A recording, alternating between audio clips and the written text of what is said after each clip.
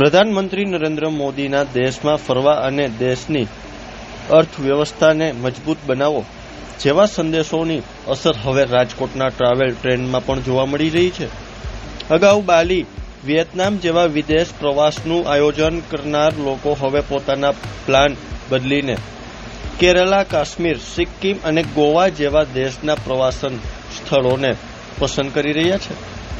Travel સંચાલકોના કહેવા પ્રમાણે લોકો હવે માત્ર દેશપ્રેમ જ નહીં પરંતુ ઓછા ખર્ચમાં વધુ પ્રવાસનો આનંદ પણ મેળવી રહ્યા છે. ઉનાળાની રજાઓ શરૂ થતાં જ લોકો પરિવાર સાથે ફરવા જવાના પ્લાન બનાવતા હોય છે. છેલ્લા કેટલાક વર્ષોમાં વિદેશ પ્રવાસનો ક્રેઝ ખાસ કરીને યુવાનો અને પરિવારોમાં ઝડપથી વધી રહ્યો હતો. રાજકોટમાંથી પણ મોટી સંખ્યામાં લોકો બાલી, વિયેતનામ, થાઈલેન્ડ અને દુબઈ જેવા સ્થળોએ વેકેશન માટે જતા હતા, પરંતુ હવે આ ટ્રેન્ડમાં મોટો ફેરફાર જોવા મળી રહ્યો છે. તો ત્યારે જુઓ અમારો ખાસ અહેવાલ. અમે વિયેતનામ ફરવા જવાના હતા પ્રભાત ટૂર્સ એન્ડ ટ્રાવેલ્સમાં, પણ મોદી સાહેબનું નિવેદન સાંભળીને અમે એ પ્રોગ્રામ કેન્સલ કર્યો છે અને હવે કાશ્મીર જવાનું અમે પ્રોગ્રામ કર્યો છે. એટલે એમાં મોદી સાહેબે જે કીધું છે એનું કારણ છે કે ફાયદો ઘણો થાય છે, બરાબર 60થી 65% ફાયદો થાય છે. વિયેતનામ જવામાં અને કાશ્મીર જવામાં ડિફરન્સ 65% ડિફરન્સ રહે છે.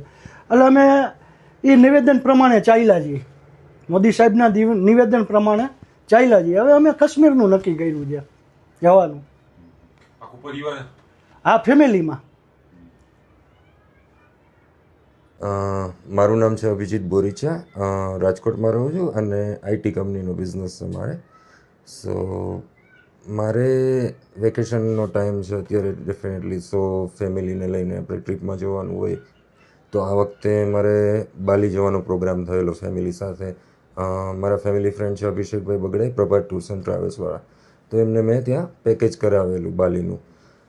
રિસન્ટલી હમણાં બધી પરિસ્થિતિઓ જોતાં મોદી સાહેબનું જે નિવેદન આવ્યું છે કે ભાઈ વિદેશ જવાનું ટાળવું જોઈએ અને ઇન્ડિયામાં તો એને ધ્યાનમાં રાખીને જ મેં ક્યાંક ને ક્યાંક અમારે જે બાલીનું પેકેજ અમે ત્યાં કરાવ્યું હતું પ્રભાતમાં, એ હમણાં મેં અભિષેકભાઈ અમે કેન્સલ કરીને અમે એ શિફ્ટ કરીને અમે કેરેલાનું કરી નાખ્યું છે.